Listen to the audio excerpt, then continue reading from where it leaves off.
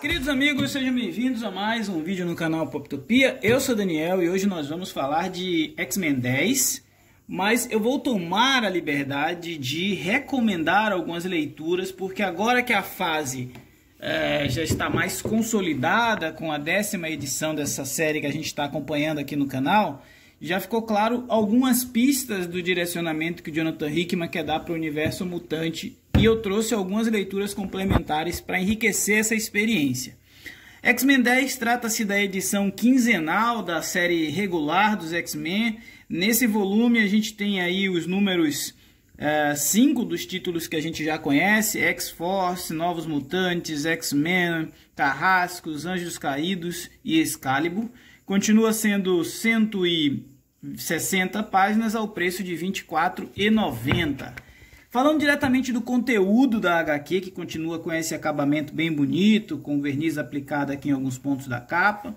Perdeu aquela orelha que vinha nos números iniciais, mas continua sendo uma edição bem trabalhada. Eu tive a impressão de que no número 9 a Panini reduziu a fonte, mostra aqui um pouquinho mais de perto, ó, de algumas falas para caber o diálogo.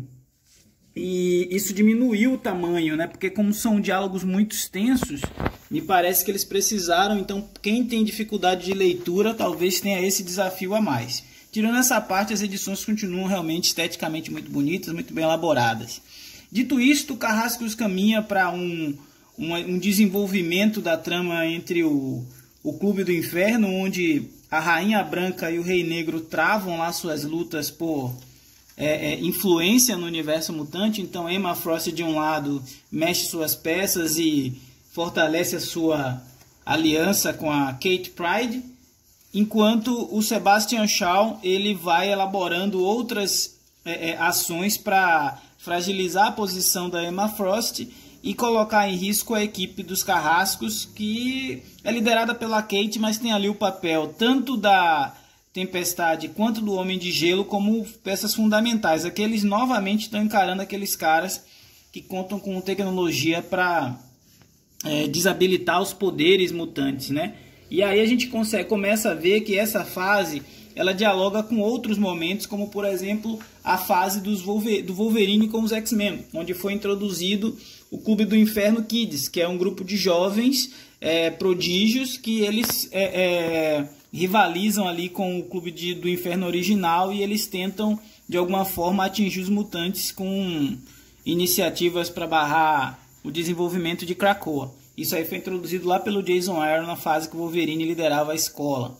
Já em Excalibur, o que a gente vê nessa história, o véu entre os mundos, é o início aqui do que seria a fundação dessa saga que está por vir, que é o 10 de espadas, né?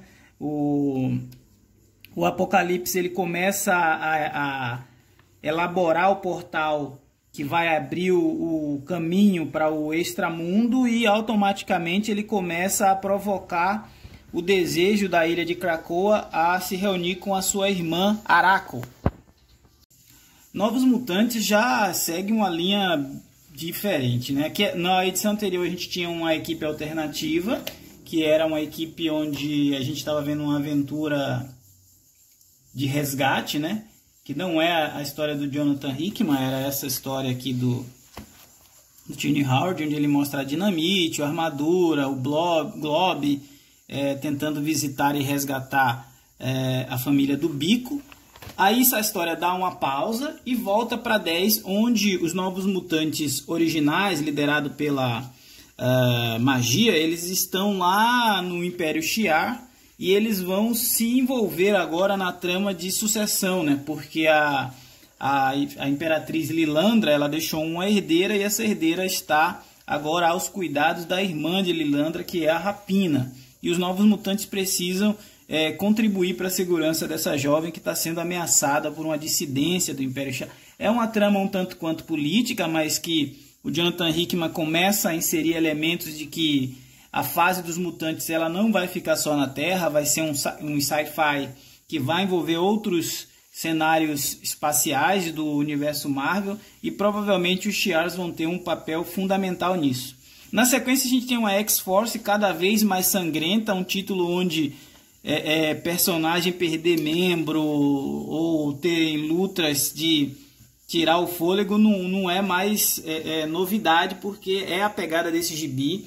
A diferença é que a equipe agora ela ganha um reforço do Forge e do Teleporter, que são dois personagens aí da velha guarda, mas que dificilmente participam de ações de campo, enquanto o Fera e a Jean tentam ser a inteligência dessa que é considerada a equipe, que é a CIA mutante, né?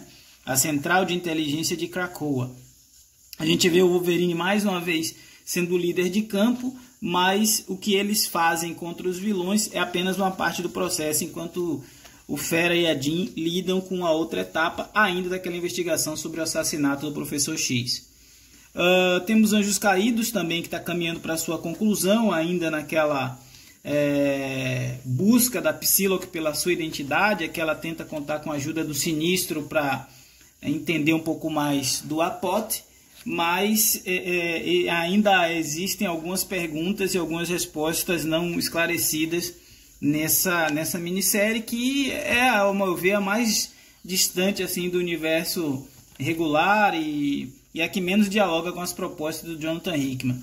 O filé continua sendo X-Men do Jonathan Hickman, aqui com arte do R.B. Silva, né, o brasileiro. Deixa eu só confirmar aqui. Arte do R.B. Silva, sim. E aqui a gente tem a introdução de alguns elementos novos.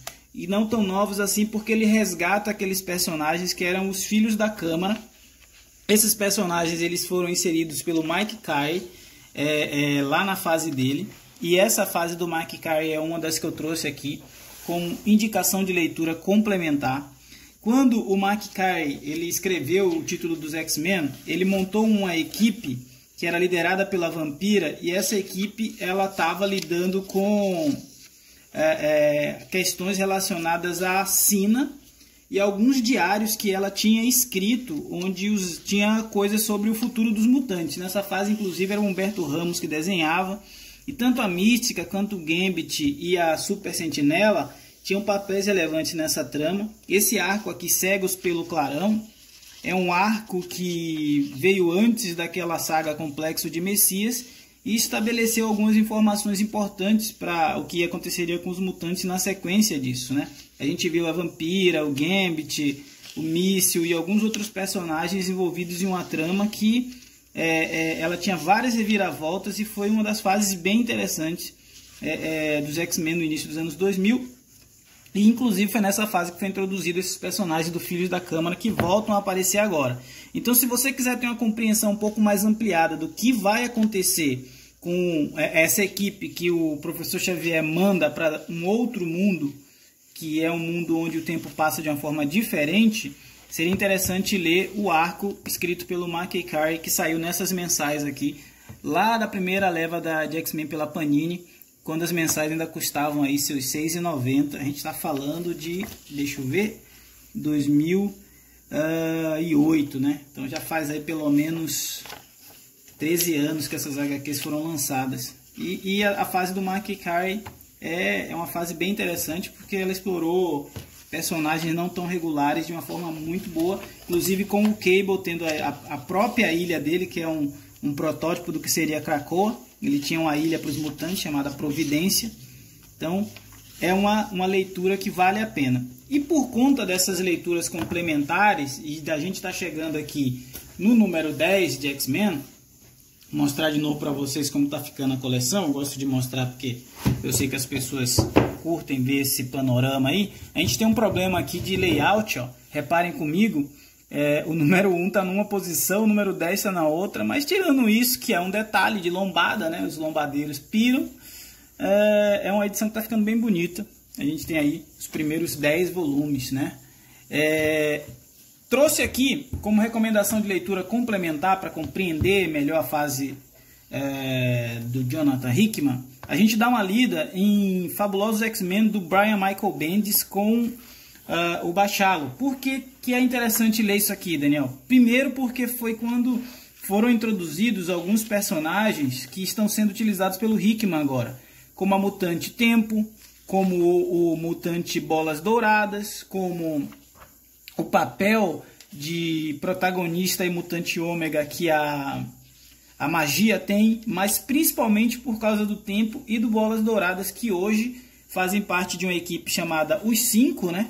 Que em Krakoa eles têm aí um poder que é o poder de ressurreição. Eles trazem de volta aqueles mutantes que morrem e tombam em combate.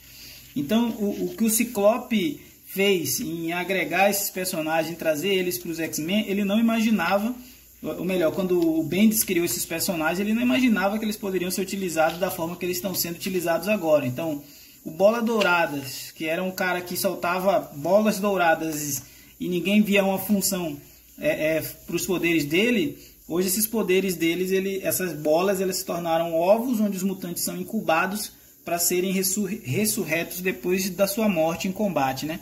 E a tempo ela faz essa aceleração. Então ele conseguiu, o Jonathan Hickman pegou esses personagens que eram secundários e deu um papel interessante para eles, e os poderes deles se complementam.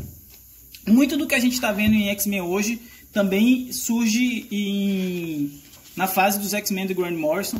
Então, Age de Extinção, ela planta também algumas pistas sobre a questão da extinção dos mutantes, sobre a necessidade dos mutantes se organizarem, sobre o Professor Xavier ter uma corporação que atua para resgatar os mutantes e para intervir na melhoria da qualidade de vida do planeta, inclusive de forma política e econômica, mas isso aqui foi explorado em um outro arco, que era o arco do Joey Casey, onde ele tinha a Corporação X, que também vai ganhar uma mensal agora na fase de Jonathan Hickman. Então, se você ler Novos X-Men, Age de Extinção e Os Fabulosos X-Men do Chris Bachar, você vai ter algumas informações para melhorar e enriquecer sua leitura dos X-Men de Jonathan Hickman. Eu trouxe um clássico aqui do Claremont e Byrne, que é Dias de um Futuro Esquecido.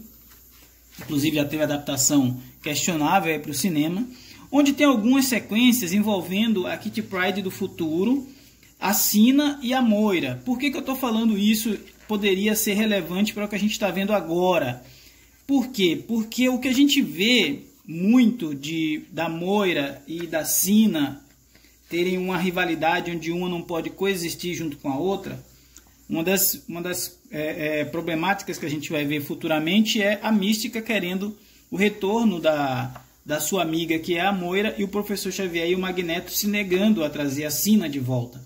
Por que não trazer a Sina de volta? Porque a Sina ela vê o futuro, e a Moira pediu que na ilha de Krakoa não tivesse aqueles mutantes com poder de precognição, né?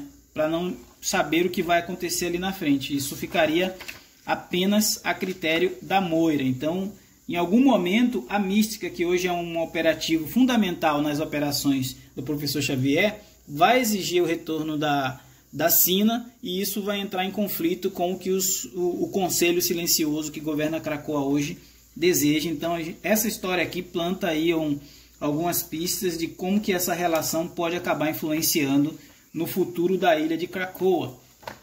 Por fim, a gente teve muitos elementos a acreditar que em algum momento a Aliança Falange vai aparecer e vai interferir nos planos futuros dos mutantes. E para conhecer um pouquinho melhor a Aliança Falange, foi lançado a saga, né?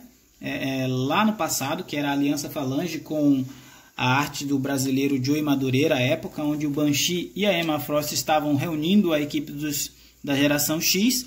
E eu recomendo que seja feita essa leitura para a gente poder ter aí um lembrete, né, do quão poderosa essa raça alienígena ela é, do quão perigosa ela pode ser para os mutantes. Ela chegou a absorver alguns mutantes, ela só não conseguia transformá-los em inteligência artificial, em máquinas, mas pelo que a gente viu lá em Dinastia de X e Poderes de X, isso já não é um problema daqui a 1000 anos, e a Falange voltou ainda mais poderosa. Então aqui seria a origem desses novos vilões. Então fica aí como dica para quem quiser entender melhor essa fase sensacional dos X-Men, essas leituras complementares desse material. Agora, minha gente, é com vocês. Comenta no vídeo, vocês estão acompanhando, se vocês continuam fazendo esta coleção e se vocês já leram alguns desses títulos complementares. Falar de IB é sempre bom, um forte abraço e até a próxima.